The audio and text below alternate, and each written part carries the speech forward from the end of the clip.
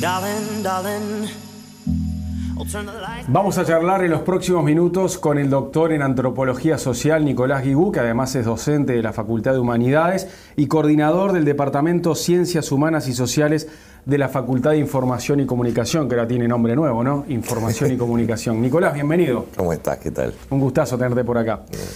Bueno, a ver, vamos a hablar un poco de esta fiesta del 2 de febrero, de este día de Yemanjá. Yemanjá. Bueno, primero... Antes de conocerla, sí, ¿no? Y de ver bien quién es y por qué.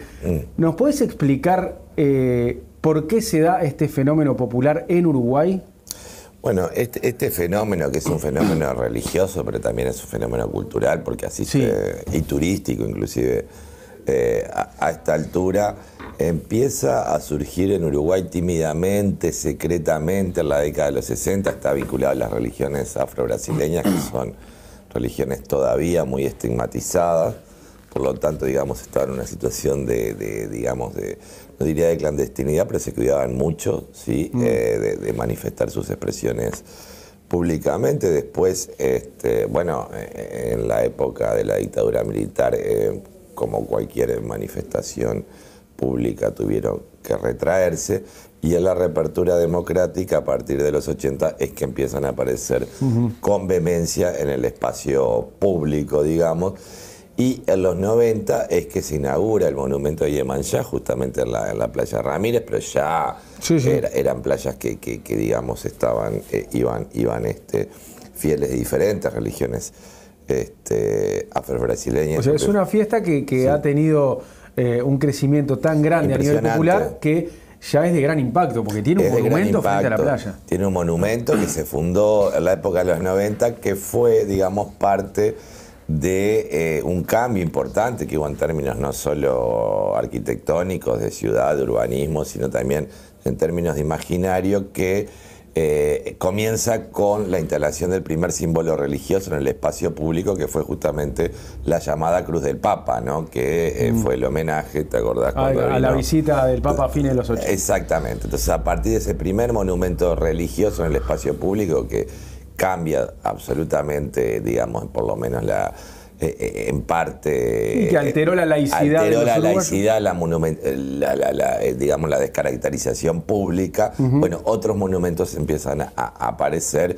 y uno de los emblemáticos es, obviamente, claramente, el monumento de Yemanjá, la estatua de Yemanjá. Bien, bueno, vamos atrás en el tiempo, Nicolás. ¿Quién es Yemanjá? ¿Quién es ella? Bueno, a ver, no es una virgen, está muy alejada de ser una virgen, porque a veces dicen: voy a ponerle una vela a la Virgen del Mar. Claro, claro. No. Es que acá la presentan como la Virgen del Mar o la diosa del mar. Bueno, la diosa del mar puede ser, pero la Virgen del Mar seguro que no. Bien. Primero es una diosa. Es una diosa. Esto es importante. Es una diosa que es parte de un panteón de dioses muy parecido en muchos aspectos al panteón griego, que por ahí para nosotros es más conocido, ¿no? Con Zeus y... En fin, Afrodita, todos sus dioses y todos los conflictos entre los dioses, el panteón Yorubá, que es un panteón africano desde donde viene, y Yemanjá ahí llega a América. Bueno, ¿cómo llega a América? A través justamente de la trata de esclavos. O sea, los esclavos traen la creencia en esos dioses, es decir, ella es parte de un conjunto de dioses que tienen un dios único principal, muy parecido a Zeus en muchas cosas. También eran culturas que estaban en contacto, entonces el panteón egipcio, el panteón griego, el panteón yorubá tiene elementos de confluencia, sí. Llegan acá, como decía, con los esclavos africanos. Algunos dioses se pierden en el océano, no llegan todos, sí. Otros se rediseñan o se recomponen o se resignifican acá, en las Américas. Tienen un impacto muy fuerte a las Antillas, en Centroamérica, bueno, en Cuba, Colombia, República Dominicana, en el Brasil, evidentemente, y es a través de la influencia de Brasil que van llegando al Río de la Plata, tanto a Argentina como a Uruguay. Es una orilla, que así se llama, los dioses se llaman orillas o orillas, depende de la pronunciación de cada lugar, que compone como decía, este panteón de dioses de origen africano, que empieza a tomar otras significaciones. Unos dioses se inventan acá, otros faltan en función de la, digamos, de la readaptación de los esclavos y los descendientes de esclavos acá en las Américas.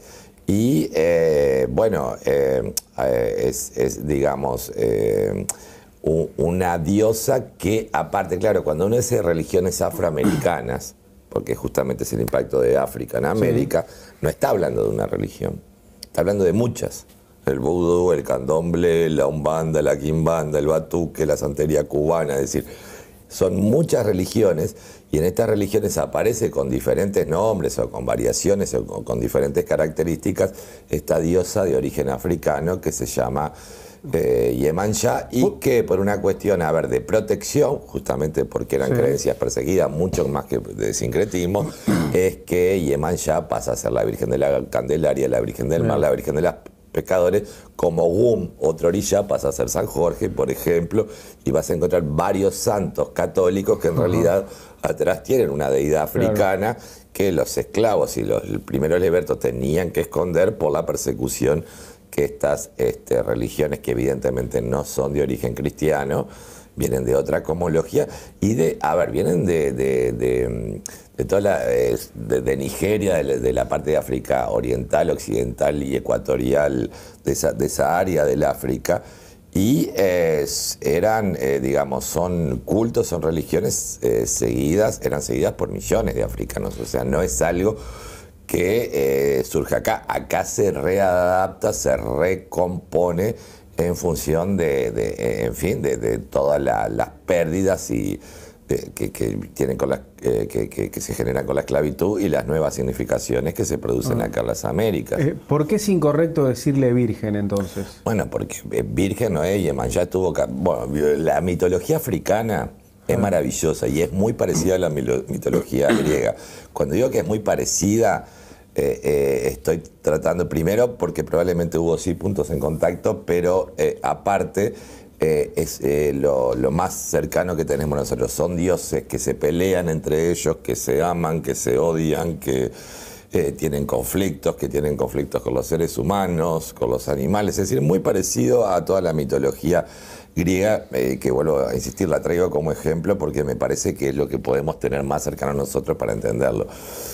Yemanja es uno de los dioses que nace de ese dios único. ¿Sí? Los africanos tenían ese dios único y tuvo varios esposos, ¿sí? Uno de ellos, por ejemplo, ella se casó con un rey de una ciudad mítica, Ifá, en el África, y estaba aburrida, ¿no? O sea, no le gustaba estar ni con el pueblo de él, ni con el rey, ni nada. Entonces, el padre, el dios padre de ella, ¿no? Le dijo, bueno, yo le había regalado una botella, le dijo, bueno, en caso de que algún día tengas un problema, rompe esta botella y te va a ayudar. Entonces ella se escapa de ese reino, huye y el ejército justamente de su esposo la persigue. Cuando ya no puede más, rompe la botella, se forma un océano enorme y ahí ella vuelve al lugar donde estaba su padre, al océano. Eso es uno de los tantos mitos de Yemanja. También hay otros, por ejemplo, que están vinculados. O sea, ella es la madre de la mayoría de los orillas. En algunas cosmologías africanas es la madre de todos, de todo el resto de los dioses que componen el panteón, en otras de algunos, sí, pero es una mujer que ha tenido, es una diosa que ha tenido esposos, amantes, hijos, es muy sensual, está muy alejada de cualquier idea virginal que podamos tener nosotros. Bien. ¿Cómo fue su llegada a América Latina? Bueno, la llegada a América Latina fue a través justamente de la trata de esclavos, fueron creencias de los esclavos que trajeron de diferentes partes de África, y acá empieza a tener un recorrido en función de cómo se van articulando o cómo se van reconstituyendo las diferentes religiones afro. Por ejemplo, ahí en Mayala vas a encontrar en Colombia, en Cuba, bueno, en todas las Antillas, en Brasil, en otras partes afroamericanas, en el Río de la Plata. Ahora ya, ahora ya está en Europa, está inclusive en el Asia, etcétera, etcétera. Pero llega con la esclavitud, con una cantidad de elementos culturales propios que traían los esclavos, ¿verdad? ¿Cuándo? ¿Cuándo llega? Sí. Bueno, llega con las primeras tratas, es decir, no, a ver, no, empíricamente podemos decir, bueno, en tal momento aparece el culto, pero también como eran religiones muy perseguidas, muchas veces y pasó de hecho mucho tiempo antes de que se empezaran a manifestar claramente, de manera expresa y pública, el culto a Iemanjá y a otros dioses africanos. Es decir, hay un periodo de tiempo bien importante en el cual las religiones afroamericanas son perseguidas por ley inclusive. Son entidades que también se incorporan. Sí, esa es una diferencia importante. Sí, también en el antiguo Egipto se hacía lo mismo. Bueno, el antiguo Egipto es parte del África, a veces nos olvidamos, y estas tradiciones africanas que trajeron Iemanjá también tienen mucho diálogo con el antiguo Egipto, y como hacían los sacerdotes egipcios, que entonces sabe poco, incorporan a los dioses. Sí, o en todo caso incorporan emanaciones de los dioses. Por eso hay muchas religiones afros que también incorporan la identidad de Iemanjá. Esto quiere decir que entra en una suerte de trance, la cual Iemanjá ingresaría al cuerpo de los creyentes. Es decir, es una forma de fe, de creencia y de práctica bien diferente a los aspectos, al menos centrales del cristianismo. Puede tener algún parentesco con otros aspectos del cristianismo, pero los aspectos centrales, digamos, los creyentes no incorporan, salvo en Pentecostés o determinadas corrientes, por ejemplo, católicos carismáticos, pero tampoco serían entidades específicas. Sí. Desde su llegada a América hasta hoy, Sí. ¿Ha cambiado mucho la concepción que tenemos sobre Iemanjá? Bueno, en realidad el origen en África era un río dulce, ¿sí? Ya estaba vinculado a un río dulce en el inicio. Acá se vuelve mucho más oceánica también. Creo que el hecho de haberla colocado como virgen la ha cristianizado mucho más, y entonces la gente le pide cosas como si fuera una virgen, y en realidad tiene otras, que a una virgen no le regala perfumes ni espejos. Si la gente que más o menos dice, ¿qué es lo que le gusta a Iemanjá? ¿No? Bueno, le gustan los espejos, los peces, los cosméticos en general. Comida también le manda, ¿no? También, sandías. Sí, desde cuestiones dulces, es decir, cosas, frutas. Es decir, evidentemente que si fuese una virgen, sería una virgen muy particular, ¿no? O sea, muy particular. Y no lo es. Creo que también, es la madre de los dioses, pero tiene que ver también con la producción del mundo. Es decir, es la quinta esencia de la maternidad en este mundo, y en ese sentido tiene elementos a veces comunes con otras entidades maternales que uno puede encontrar en otras religiones. ¿Por qué la religión umbandista la tomó y la hizo suya? Bueno, la religión umbandista es una religión relativamente reciente, en realidad se creó, fue constituida en Niterói aproximadamente en la década de los 30, por esa época más o menos. Y la toma la Umbanda, pero también, por ejemplo, la toma el Candomblé, que es otra religión, la toma la santería cubana, que es otra religión.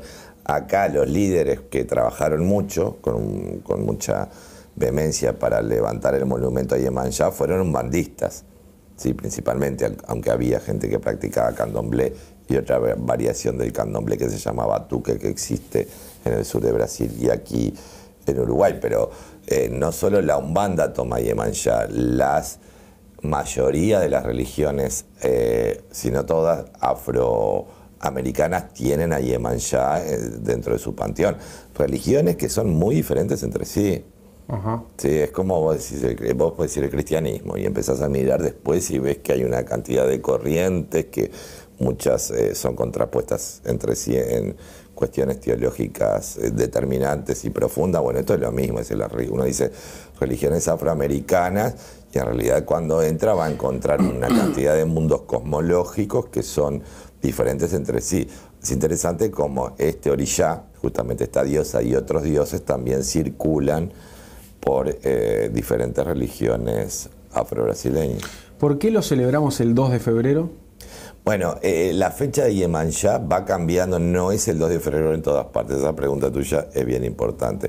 Hay varias explicaciones y una de ellas estaría vinculada a la tentativa de relacionarla con la Virgen de la Candelaria.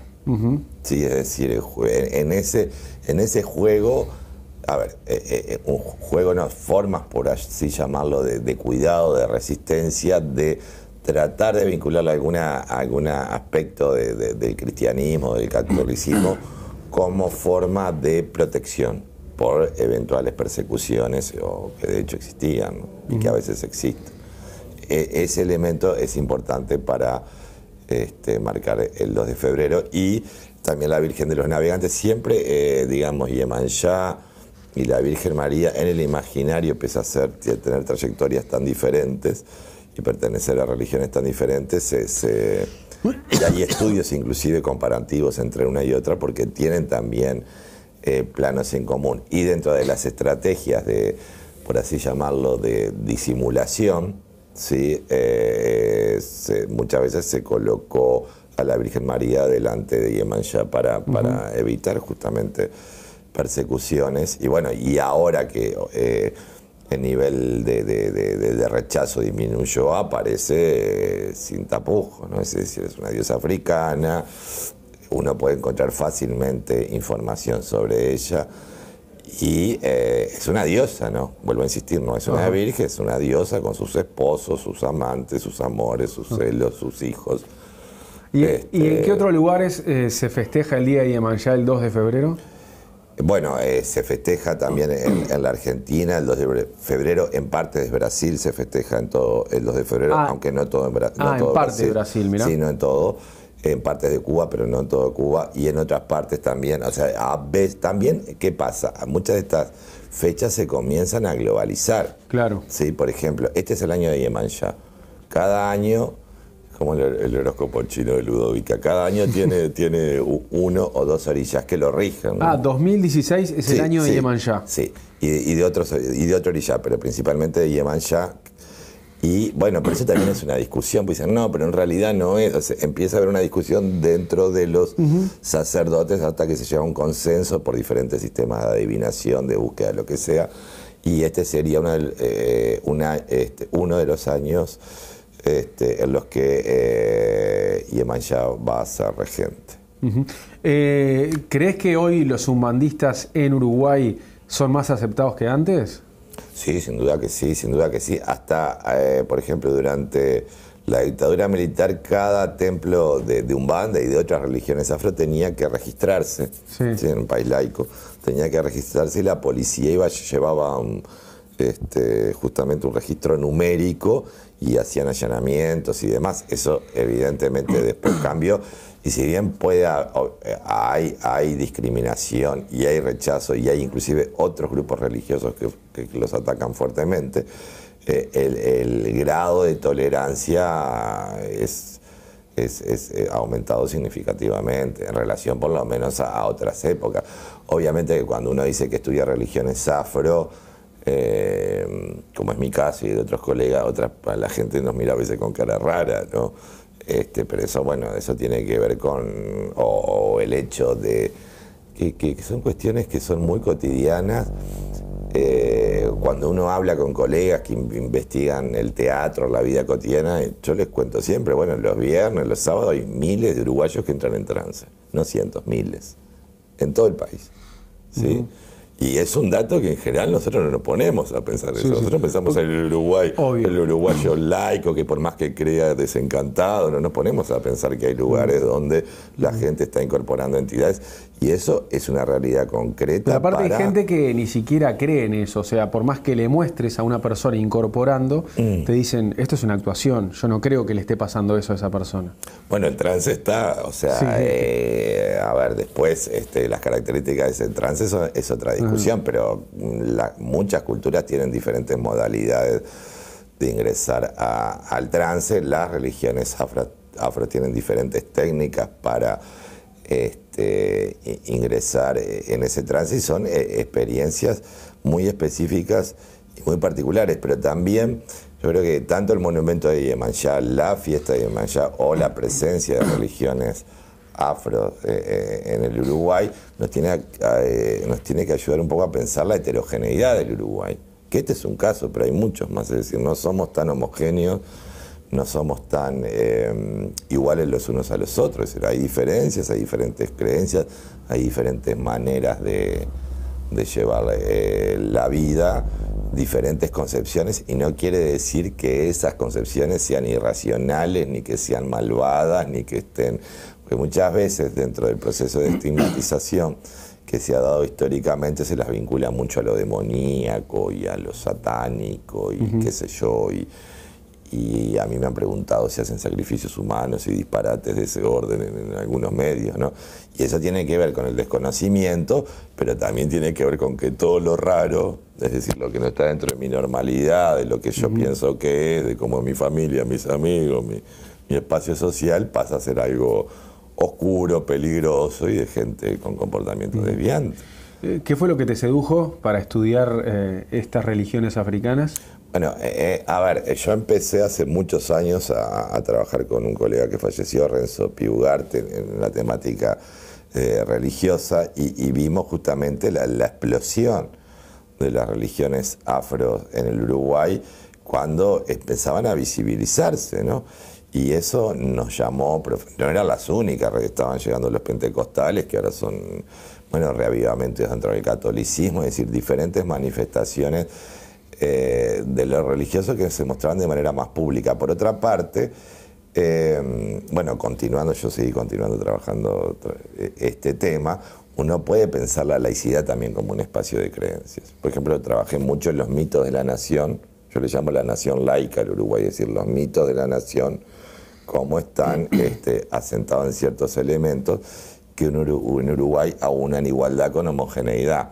Y eso, más allá, es decir, no es lo mismo ser protestante, católico, judío, para hablar de las religiones más clásicas, uruguayo, que serlo de otros países. La diferencia es notoria inmediatamente. Es decir, son gente que eventualmente puede creer, inclusive creer fervientemente, pero está atravesada por la matriz laica, y no hay manera, y uno lo percibe que en diferentes actitudes, compromisos, inclusive inscripciones inconscientes. Entonces yo creo que es muy interesante. Uruguay es uno de los 4 países más laicos del mundo. El número de ateos y agnósticos que tenemos es importante, y ver, bueno, cómo ese modelo laicista, más que laico, que no solo permite, porque eso sería razonable, un modelo laico permite, sino cómo dialoga con diferentes manifestaciones religiosas, o inclusive, tal vez para llamarlo de manera más libre, diferentes creencias, porque en realidad hay mucha gente ahora que no está inscripta a una religión, adscripta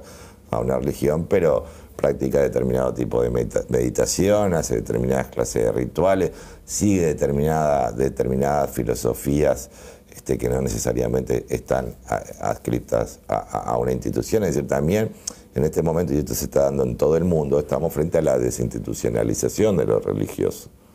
¿Sí? Es decir, yo soy católico, pero leo a Osho y hago yoga, ¿sí? Y por ahí voy el 2 de febrero. Es decir, hay una circulación de los creyentes, no es un fenómeno uruguayo, en Uruguay también se da, sino a nivel mundial, donde todo se vuelve un poco más laxo y la gente circula y va generando de alguna manera su religión personal a partir de elementos que trae de diferentes lugares. ¿Sos de bajar a la Ramírez hoy? Sí. No sé si hoy voy a la Ramírez o voy a otra playa, pero sí, porque siempre pasa algo interesante y hay que andar con la cámara. Claro, eso te iba a preguntar. Primero, si no vas a la Ramírez, ¿a cuál vas?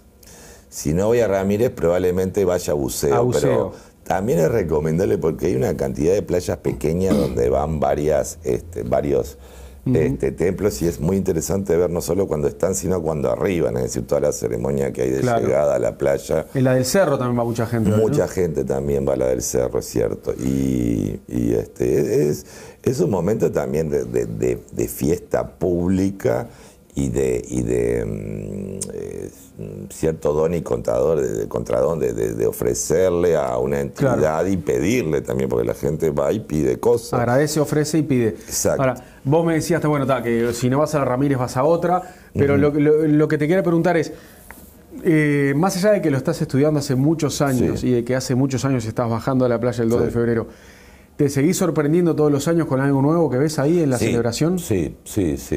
¿Con Sí, qué cosas, porque, por ejemplo? bueno, por ejemplo, a ver, reacciones personales, inusitadas que a veces pasan, formas de trance que son muy, muy dramáticas, hasta, en fin, me ha pasado de ver, por ejemplo, que es un fenómeno muy interesante, ver cómo los evangélicos van y rezan para que la gente no tenga relación con Yemanjá o los espíritus demoníacos no bajen en la O gente. sea, paralelamente Sí, y bajan a la los misma- evangélicos a la sí, playa en y a el la mismo mi- lugar. Sí, y a la misma playa. ¿Y eso no genera discusiones y eso nunca? Sí, genera problemas, ha habido problemas. Inclusive ha habido varios atentados a la estatua de Yemanjá, esta que tenemos en la playa de Ramírez, y varias denuncias, porque para determinadas corrientes religiosas, Yemanjá es un demonio. ¿sí? Por ejemplo, para estos evangélicos Claramente. que bajan. Mira, qué increíble, ¿no? Y en Brasil hay situaciones ya gravísimas porque hay incendio de templos, violencia sobre personas y bueno, ya hay una situación de lo que algunos antropólogos le llaman guerra religiosa, con la cual tiene que intervenir la justicia y demás. Ahora, ¿qué necesidad de los evangélicos el día de la fiesta de los umbandistas bajar a la pero playa? ellos creen que es un demonio y que bajan mucho más demonios, entonces creen que están haciendo el bien. Que van a contrarrestar eso. Claro, porque dentro de la teología evangélica, para llamarle evangélico, en realidad es la teología pentecostal, eso sería mucho más. Uno de los elementos por los cuales, o el elemento fundamental por lo cual la gente es desgraciada, es porque está en manos de los demonios. Inclusive el embajador de Brasil, cuando fue todo el problema de Haití, en fin, todos los desastres naturales y después, bueno, todo el conflicto con la ayuda internacional y demás, dijo fuera de cámara, se le escapó acá hay mucha brujería, ese es el problema. Mira. Es decir, hay, sobre todo en Brasil en este momento, hay una perspectiva pentecostal del mundo, por así llamarlo, que coloca a este tipo de religiones como las responsables de, en fin, la desgracia que cae sobre la vida de las personas, entre otros, ¿no? Es decir, te va mal porque el demonio está con vos y Dios está lejos y entonces, bueno, lo responsable de que el demonio esté contigo son todo este tipo de manifestaciones.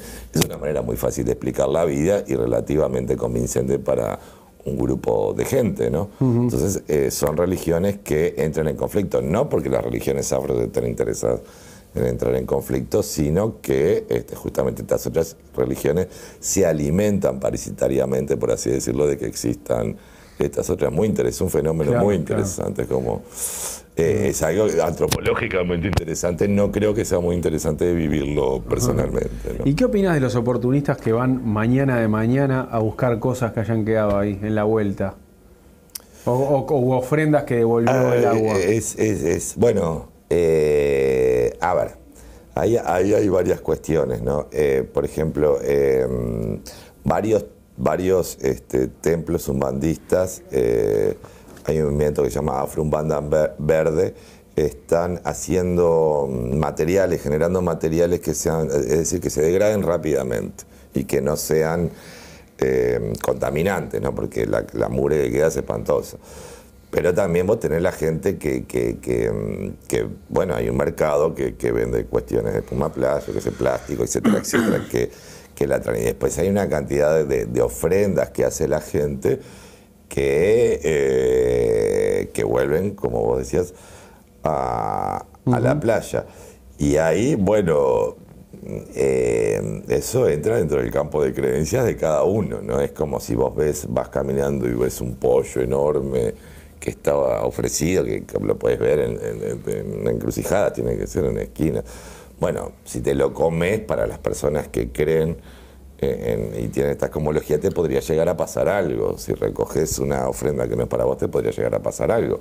Pero eso queda en el espacio de creencias de cada uno. Como a ver, si vos comes una hostia no bendecida, ¿qué pasa? Claro. Vas y agarras, entras a la iglesia, te comes.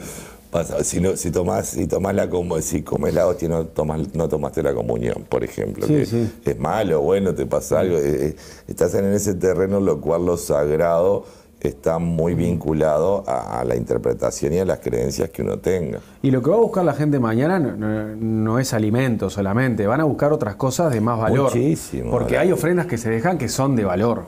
Sí, sí, sí, porque aparte la gente entiende que recibió mucho, es lo que en antropología se llama el don, justamente, y el contradón, ¿no? O sea, cuando uno recibe, pide mucho y lo recibe, tiene que dar mucho también, tiene Claro. que haber un equilibrio, es decir, si a vos te hiciste una solicitud a Iemanjá, o donde ella tuvo por así decirlo, un rol importante y llevas, no sé, una caja de fósforo, bueno, no está muy equilibrado eso. Claro. Entonces hay gente que se entusiasma mucho, que no quiere decir necesariamente que eso teológicamente, cosmológicamente sea lo adecuado, y hace grandes ofrendas, ¿no? de agradecimiento y demás. Y está viendo también, a ver, una tentativa de varios, sobre todo de líderes umbandistas y de otras religiones afro, de decirle a la gente que no es tan necesario hacer eso, como también, bueno, que usan determinados materiales para hacer ofrendas, que sean cuidadosos con el medio ambiente y demás, pero es claro, es una fiesta popular. Una fiesta popular siempre es medio incontrolable, es decir, el nivel de control que vos podés tener es relativo. Entonces hay gente que lleva unos megabarcos con regalos costosísimos, los tira al agua y perfumes carísimos y demás, que en general los líderes de estas religiones no recomiendan hacer ese tipo de ofrendas, pero es difícil también cambiarlo porque mucha de la gente que va hoy a la playa no sabe siquiera que Iemanjá es una orillá, no sabe siquiera que Iemanjá es una diosa. A mí me ha pasado en el buceo de subir a un barquito, ¿no? Que hacía toda una trayectoria, y entonces contarle así a la gente, como si estoy hablando contigo, así, decirle, no, mira, y esto, y usted sabe, sí, o sea, ni idea. Entonces hay una cantidad de gente que se aproxima con mucha fe, con mucha consideración, pero que no necesariamente comulga con la cosmología de las religiones afro, ni las conoce. Es decir, van por otros motivos que están vinculados a la fe, al agradecimiento, a la desesperación, al tributo, a una cantidad de emociones, ¿no? Nicolás, fue bien interesante tenerte, te agradezco mucho la visita. Gracias a usted, porque gracias a ti es muy, yo creo que espacios para poder hablar de esto y de cómo nuestro imaginario uruguayo tan alicaído, agrisado y laico, misteriosamente no es explicable, permite este tipo de manifestaciones, es increíble. Mucha Gracias. suerte, que pases bien. Igualmente.